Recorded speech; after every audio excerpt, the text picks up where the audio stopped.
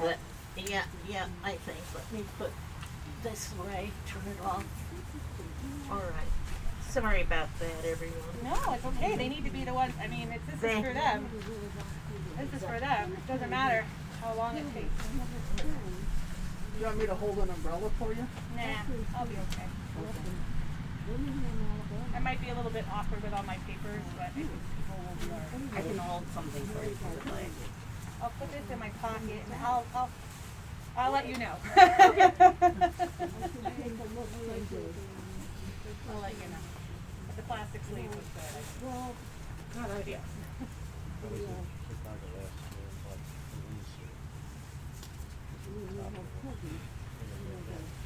Gloria, can you handle this?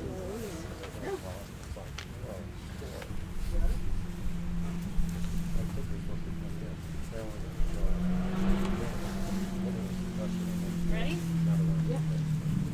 Okay. In the words of Ecclesiastes, a season is set for everything. A time for every experience under heaven. A time for dancing and a time for wailing. A time for birthing and a time for dying. A time for speaking and a time for silence. A time for seeking and a time for losing.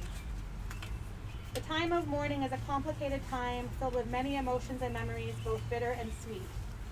We begin our service with a recitation of psalms and prayers, thus linking Dorothy's life with the 3,000-year-old tradition of the people Israel and the eternity of God. I'm going to do Psalm 23 first in Hebrew, and then we'll do it in English together in your little pamphlet. Mizmor David, Adonai roi lo echsal, binot teshe yobitzeini, amei menuchot yenahaleni, nafshi yeshovev, nafshi yeshovev, yancheni v'maglei tzedek leman shemo, gam ki eleh begei tzamahaveh, lo irara, ki ata imadi, shivtecha, umishantecha, shivtecha, umishantecha, hema yenachamuni, taroch lefanai shulchan, taroch lefanai shulchan, taroch lefanai shulchan, neged zorerai, nishanta v'shemen roshi, nishanta v'shemen roshi, nishanta v'shemen roshi, kosi revaya,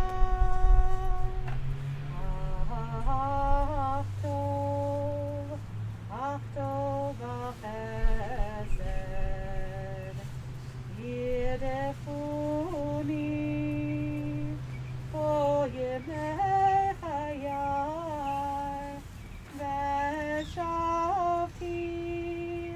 v'shavti beveit Adonai, v'shavti beveit Adonai, le'orach yamim.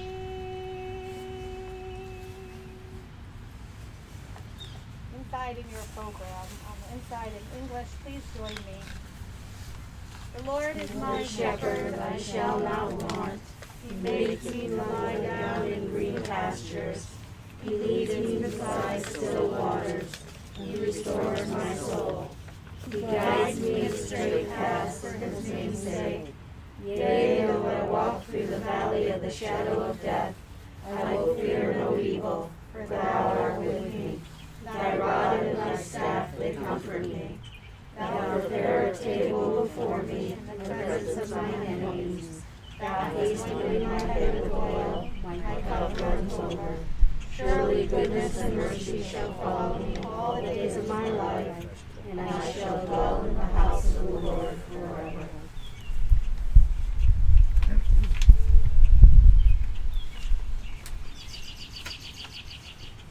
Schatz, a woman of valor or strength.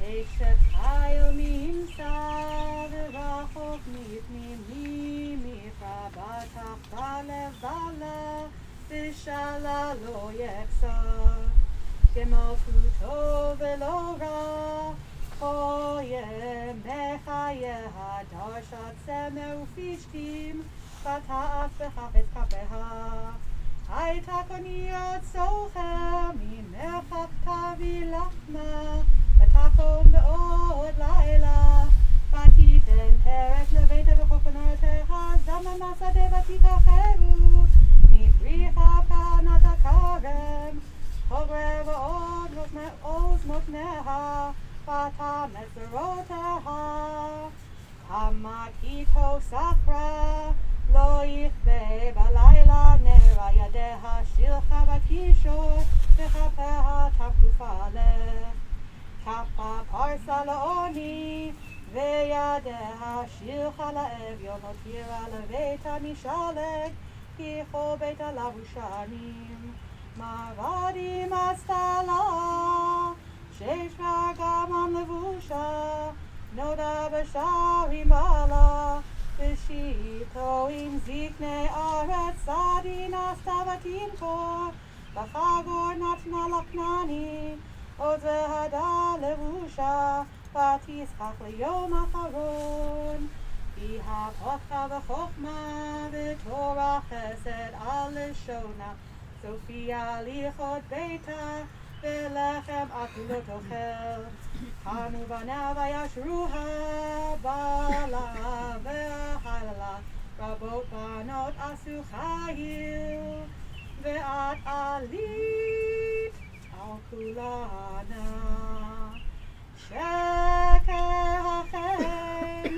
והבל היופי אישה יראת אדוני היא תתהלה תנולה מפרי ידיה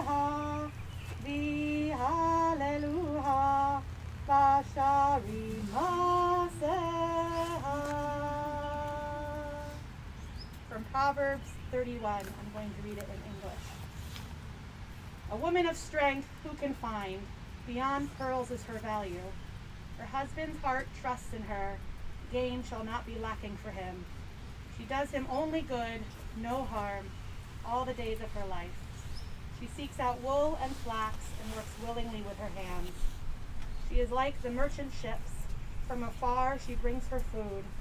She rises while it is yet night and gives food to her household and a portion to her maids. She considers a field and buys it. With the fruit of her hands she plants a vineyard. She girds with might her loins and strengthens her arms. She senses her wares are good. Her lamp never goes out at night. Her hands she extends the distaff, and her palms grasp the spindle.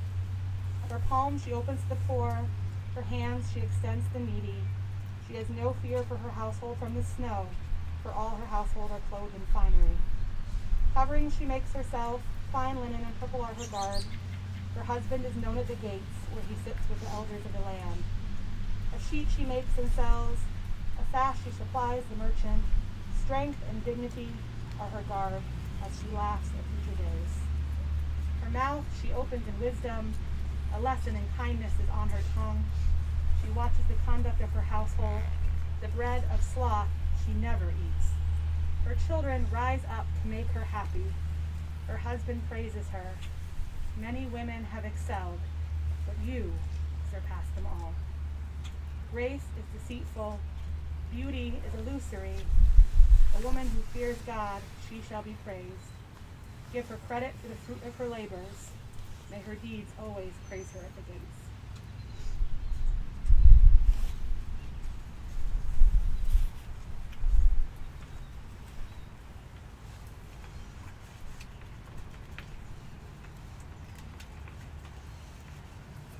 first I'm going to give a eulogy to Dorothy, and then I'm going to read a letter that Michael and Barbara wrote.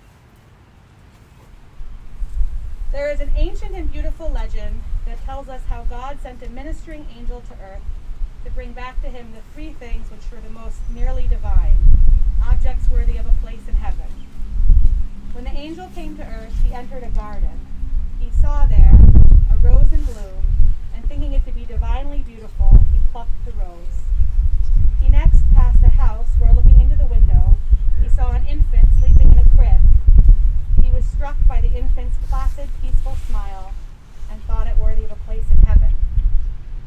He then flew back and forth over the earth, wondering what the third thing should be. Suddenly, he saw a mother devotedly going about her work, and he took the mother's love to heaven. The legend describes how shortly afterwards, the rose withered, losing its beauty. The child awakened from his sleep, and no longer peaceful and placid, began to cry.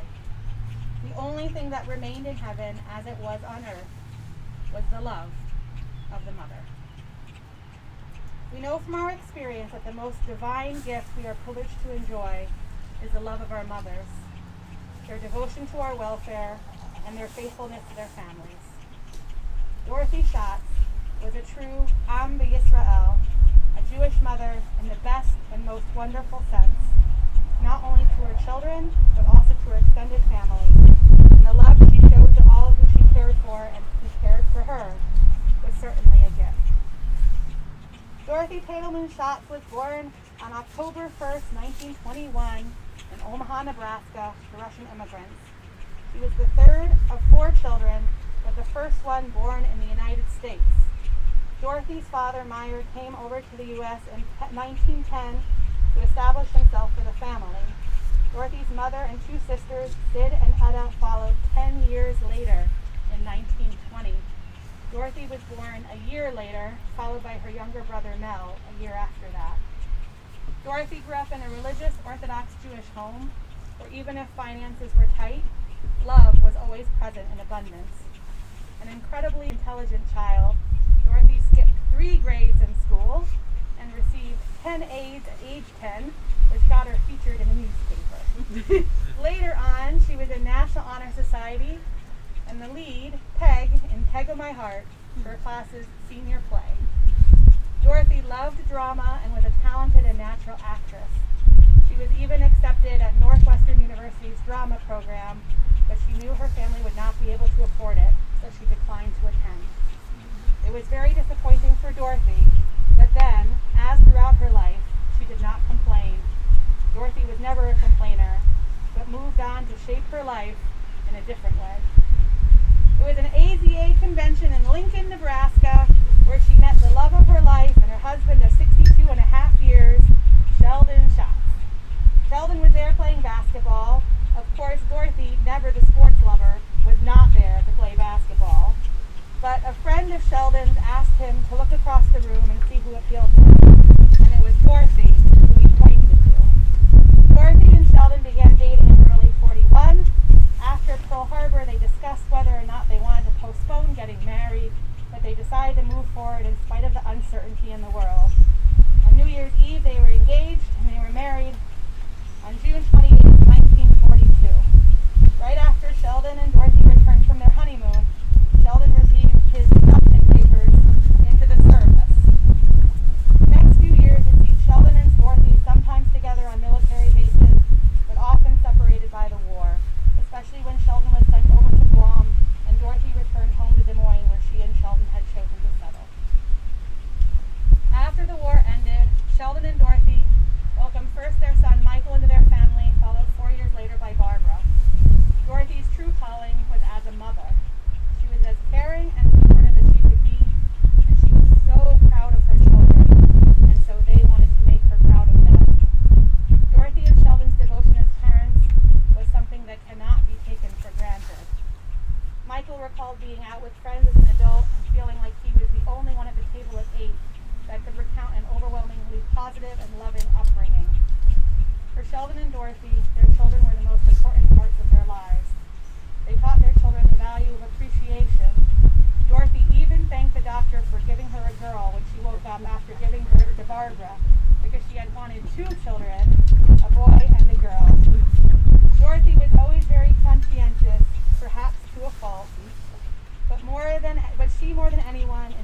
her children the value of trying to do the right thing, even when it was hard. Dorothy and Sheldon always wanted their children to have as much as they could give and didn't want them to miss out. Barbara remembered fondly a PTA lunch at school that she had to miss because she was homesick. Dorothy found out what the menu was and recreated the entire lunch for Barbara at home. There was a feeling that both Barbara and Michael were raised as only children in terms of the level of devotion and attention that each of them received. They were loved and doted on equally and thoroughly. Even when Tiger the dog found Dorothy and her family, she cared for him too, though she would have not called herself a dog person.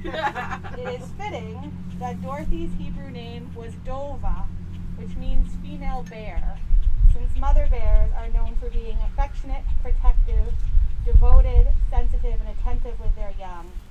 Bears also have a keen sense of community, are peaceful, thoughtful, trustworthy, and that is especially true of a mother and her cubs. They have a jolly sense of humor too, though, and curiosity and compassion, just like Dorothy did. Dorothy's humor came out in the parody songs she started and then were continued as a family tradition. The first one came to her while she was ironing, the tune of "You've Gotta Be a Football Hero," creating a parody song for Sheldon's parents' anniversary, and they even put it on a record. I tried to fit some kind of parody song in, but I have a sense that I am nowhere near as talented as she was at these. She continued to send parody songs along with family to events, even if she couldn't make it herself, and of course was regaled with them by her own family at special birthdays and celebrations. Dorothy's fierce love for her family didn't just stop with her immediate family. She has to this day been remembered by many of Michael and Barbara's friends as a second mother, and Dorothy's extended family, many of you I know are watching today, were all the lucky recipients of Dorothy's care and love through so many calls, cards, and gifts, and of course, those amazing parody songs. For many years, Dorothy loved to talk on the phone and was known as a talker, but she was also known as a very good listener. It went two ways for her.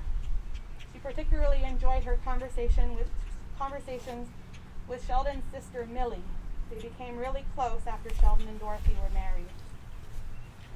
Physically, Dorothy may have had challenges with her heart, suffering in her later years first from a heart attack and then congestive heart failure.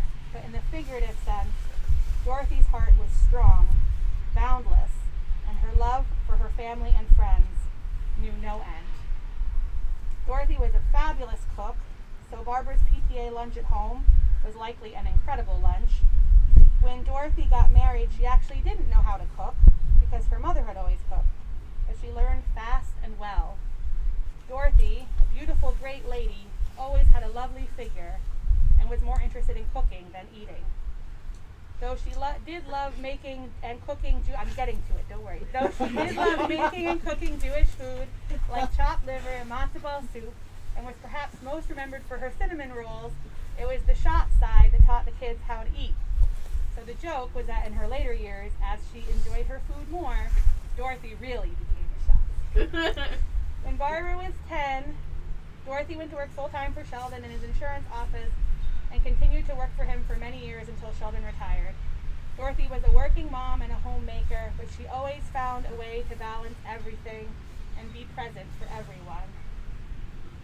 After Sheldon retired, they spent their time together being social with friends, going to the Des Moines Playhouse and the movies, and just being with each other until Sheldon's death in 2004. Dorothy also loved playing mahjong and bridge, playing mahjong into her 90s. She was very active in the synagogue, had an adult bat mitzvah, and was the first woman at Tifereth to have an aliyah to Torah at the high holidays. She was thrilled to have her family engaged in Judaism however they could be, and really kept the traditions going as much as she could. Dorothy began experiencing a lot of health challenges when Sheldon was still alive, and he cared for her. There was concern in the family about how Dorothy would manage after Sheldon passed away, but she was still able, thanks especially to her wonderful caregiver, Florence, to have an incredible quality of life. She never lost the spark that made her the witty, loving, generous, and conscientious person she always was. In the last 15 years, it was family, eating, doing the daily jumble, and video laughter that kept her active and engaged. Another family joke was that her two favorite loves were family and video poker at Prairie Meadows, but the order of the preference changed often. Over the years, Dorothy lost the physical ability to do many things, but she handled whatever came to her and found meaning in her life and ways to appreciate what she had. Dorothy was always expressing gratitude and wanting people included, needing to know how the people she loved were doing. Even when she was in the hospital these past few weeks dealing with her own illness, it was important for her to know how everyone else was, and as long as they were okay, she was okay. Dorothy was an amazing woman, strong emotionally and spiritually, if not always physically. A loving wife, mother, grandmother, and friend, tirelessly moving through life devoted to those she cared about for so many years. She found ways to appreciate life even when it knocked her down, and was grateful for all that she did have.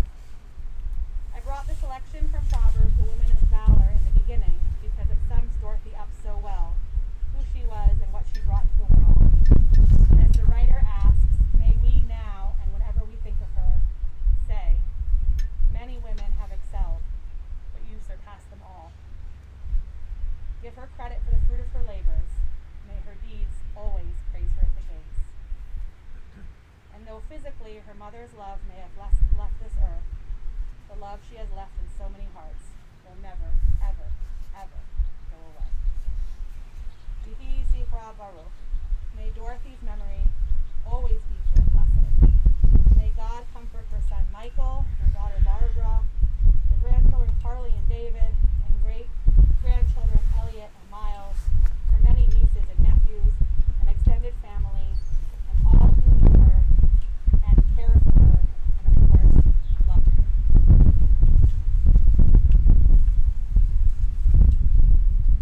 I'm now going to read a letter from Michael and Barbara to their mom.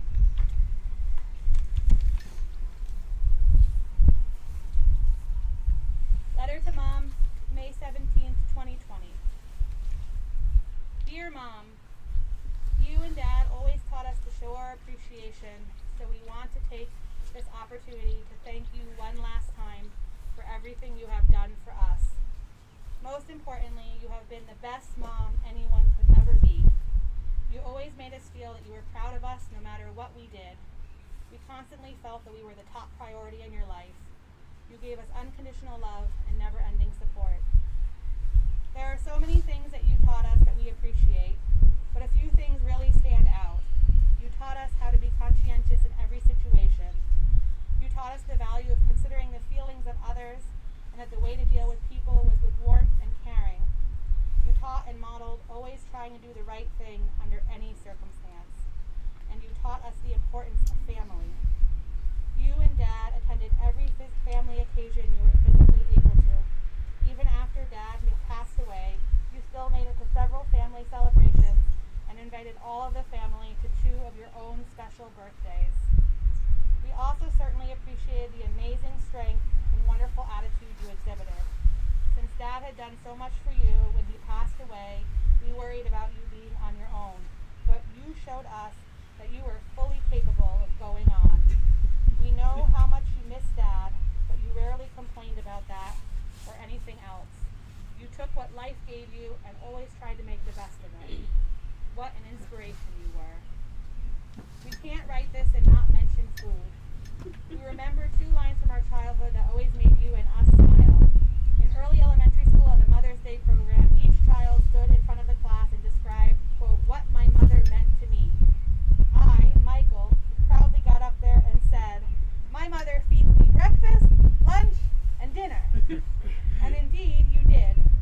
We can remember all the wonderful meals you prepared for us and our extended family, and your cinnamon rolls were legendary. The love of food in the family led to the second line we remember. There was often talk about Dad going on a diet when we were growing up. And I, Barb, evidently said, who is going to stay with me when you go on a diet? You were certainly always the nurturing mom in every way, with food being only the most concrete example. In summary, Mom, you have been an extraordinary role model as a mother, a spouse, and a person. not only for us, but for our children, Carly and David, and for our extended family as well. We will certainly miss you, but you will always be with us in who we are and who we want to be. All our love, Michael and Barb.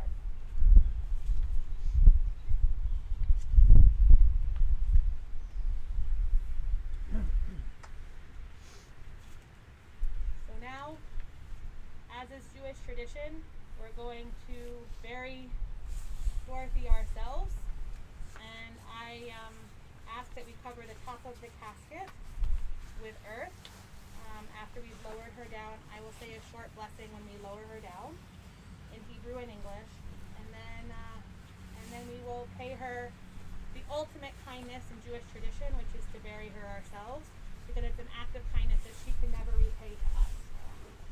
So that's the main reason why we do it, as a big act of kindness and act of gratitude and appreciation for everything that Dorothy was for us and to us all of these years. So traditionally, you do one shovel upside down, concave, I guess it is, and then because it's something you don't want to be doing, you don't want to be saying goodbye, and so that upside down shovel is a sign of regret that you have to do this. And then typically people do two other shovels or one other shovel the right way, like the normal shovel way, and then you put the shovel in the earth, because again, you don't want to gladly hand it off to someone else, but sometimes the shovel falls and sometimes people need help, and if you do pass it off to someone else, nothing's going to happen to you. But that's traditionally why people leave it in the earth, if you're not sure why that happens. And like I said, we're going to keep going until the top of the casket is covered completely, and I've asked for help from the people from Dunn's to make sure that we do that in a timely manner, because there aren't so many of us. But we will